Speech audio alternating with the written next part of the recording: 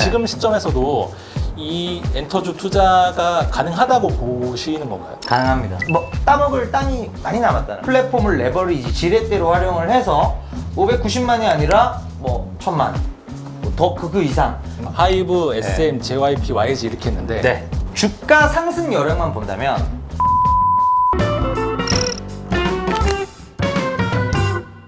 네, 안녕하세요. 부자를 꿈꾸는 개미 여러분, 북꿈입니다. 최근에 시장에 주목을 받고 있는 업종 중에 하나가 또 엔터주죠. 이제는 엔터사들을 단순한 연예기획사가 아니라 이제 플랫폼으로 봐야 한다, 이런 시각도 나오고 있고요.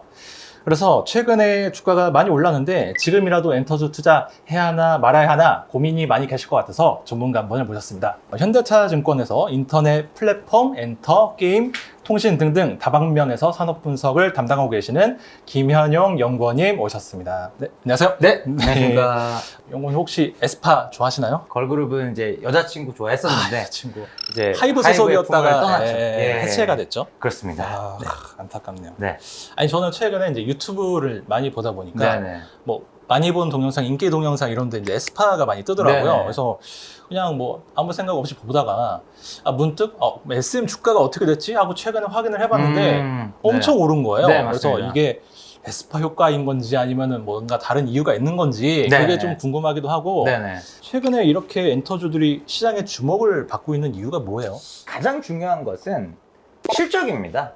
네, 업황이 좋고 실적이 좋기 때문에 이제 엔터주가 가는 거다, 이렇게 보시면 될 것 같고 6월달 사상 최대 판매량을 경신함과 동시에 2분기 또 분기 기준으로는 사상 최대치의 판매량을 달성했는데 문제는 이제 방탄소년단과 블랙핑크의 국내 컴백이 없었음에도 불구하고 이 숫자가 나왔다라는 거죠. 근데 지금 3분기에는 이제 BTS랑 블랙핑크가 컴백을 합니다. 그럼 도대체 그러면 없이도 이 숫자가 나왔는데 그럼 3분기는 어떻게 되는 것이냐? 상상하기만 해도 그런 거죠. 예. 그래서 예. 2분기 실적까지를 랠리의 1차점으로 봤는데 숫자가 너무 좋고 그 다음에 다시 언택트로 가는 환경이라면 엔터주들을 좀 더 긴 투자 시기로 봐도 되겠구나. 최소한 8월, 9월까지는 엔터주가 달리겠구나. 예, 그렇게 이제 시장의 공감대가 지금 바뀌어가고 있는 상황입니다. 최근에 하나 플러스 알파로 붙는 게 플랫폼 실적입니다. 그래서 시대별로 나눠본다면은 2010년대 초반이 공연의 시대였고요. 공연이 엔터주 실적을 견인했던 구간. 그리고 2017년부터 작년이나 올해까지가 음반. 그리고 이제 올해부터가 사실은 이제 플랫폼 쪽으로 넘어가는 그런 상황이어서 온라인에서 분명히 BTS와 블랙핑크, NCT 이런 탑티어 아티스트들을 중심으로 공연 모객이 나와주고 있다는 점. 이게 이 두 가지가 어떤 실적의 근간을 이루고 있는 상황입니다. K-팝의 시장 자체가 커졌다고 봐야 되는 거죠. 많이 커졌습니다. 그리고 사실 더 단단해졌다라고 말씀을 드리는 이유가 2000년도에 3천만 장은 98%가 한국 수요입니다. 근데 2019년에 3천만 장은 똑같은 숫자지만 60%가 한국 수요고 40%는 해외 수요입니다. 그리고 올해 5,700만 장은 이제는 반반이에요.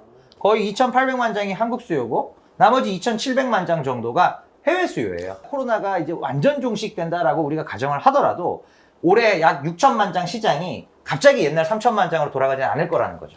해외 수요가 있기 때문입니다.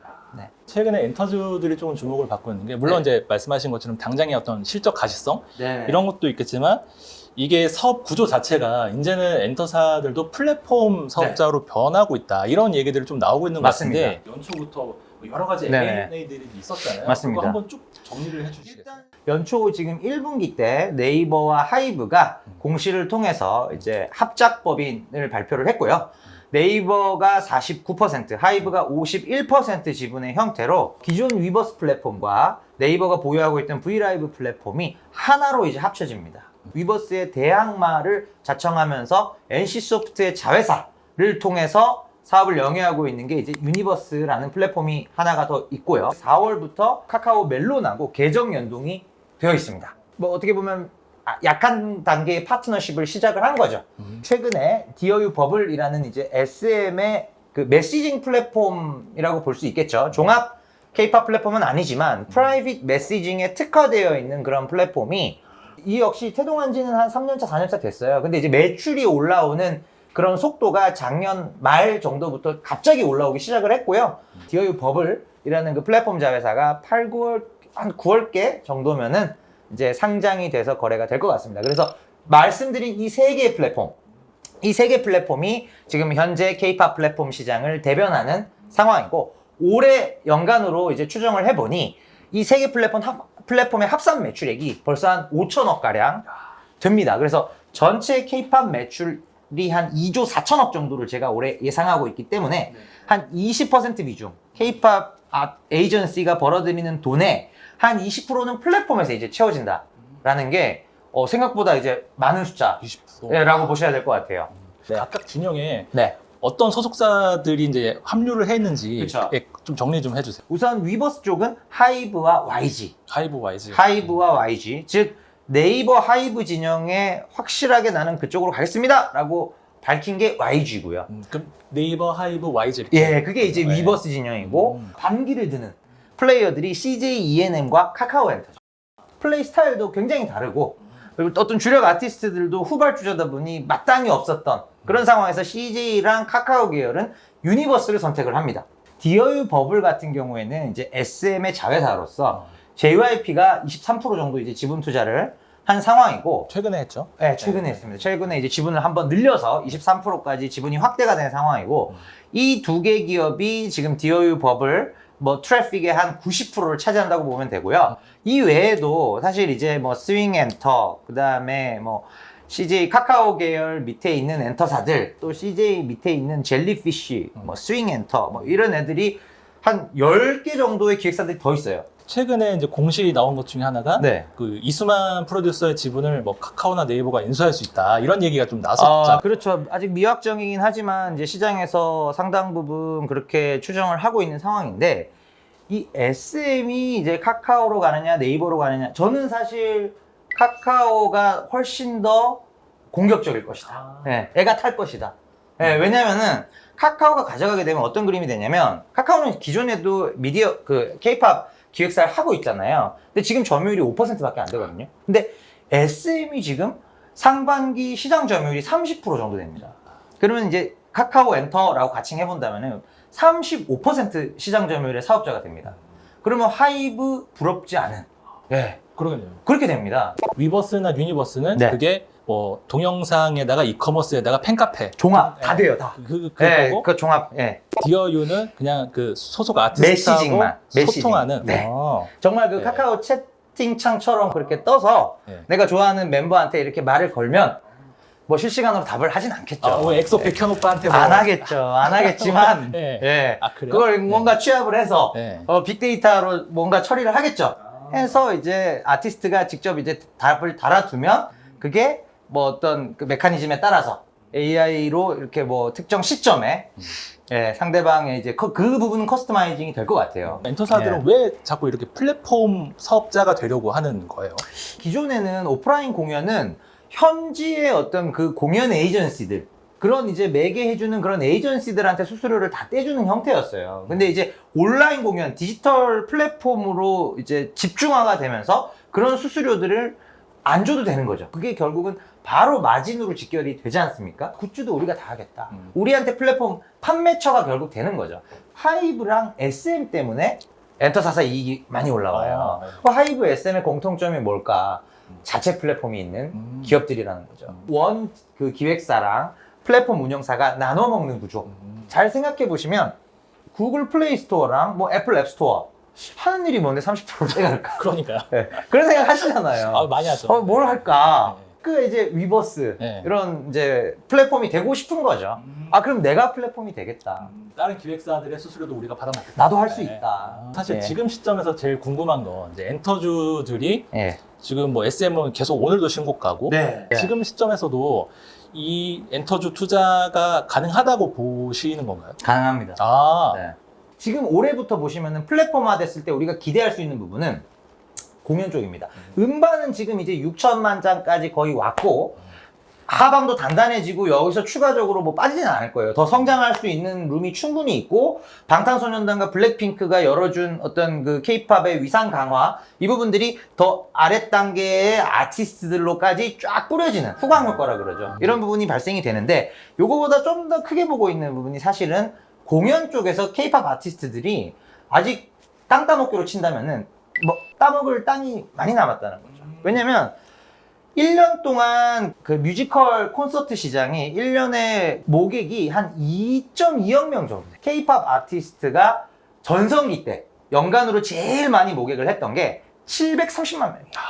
3.6%라는 아직 거죠. 그렇게 큰 수준은 아니에요. 전체 네. 파이에서. 어떻게 보면 아직은 굉장히 비주류예요. 예. 근데 이제 플랫폼화가 되면서 온라인 콘서트가 가능해지면서 이게 사실은 올해 590만 명이거든요. 여기서 이게 플랫폼을 레버리지 지렛대로 활용을 해서 590만이 아니라 뭐 1000만, 뭐 더 그 이상.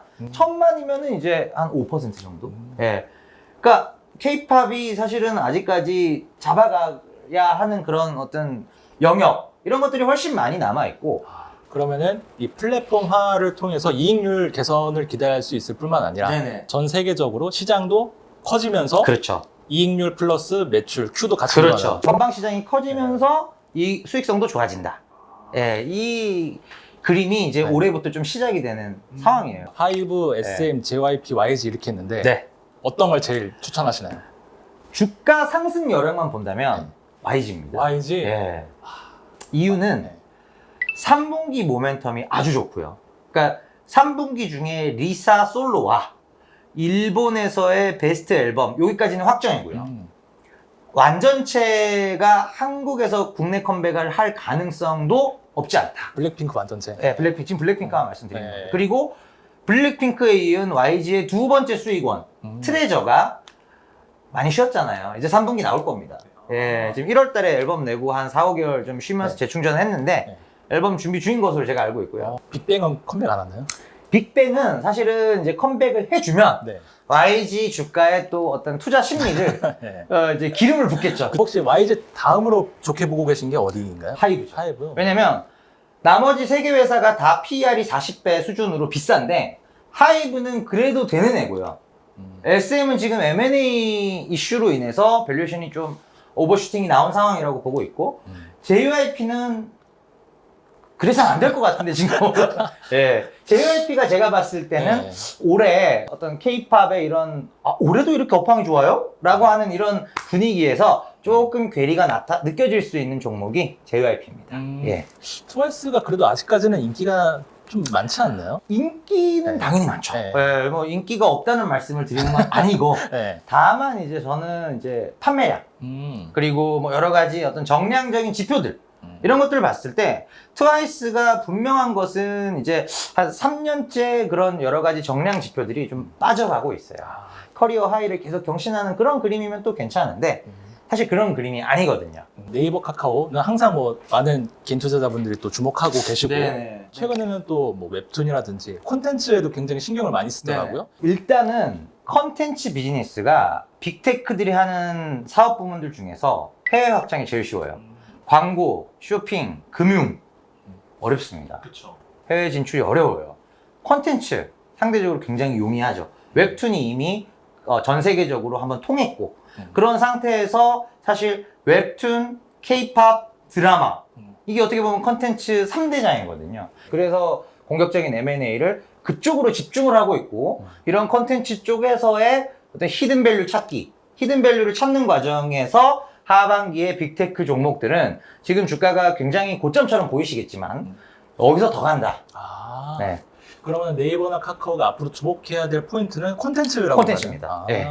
상반기 때 M&A, 지금 최근 6개월 동안의 M&A를 보시면은 다 콘텐츠 쪽이었어요. 와패드, 타파스, 뭐 레디쉬, 그다음에 통합 위버스 딜, 뭐 카카오 쪽도 마찬가지로 지금 뭐 SM 이제 루머가 있는 상황, 네. 이제 뭐 진행 중인 그런 루머가 있는 상황 이런 부분들이 모두 이제 하나의 방향성 콘텐츠를 가리키고 있다라는 거죠.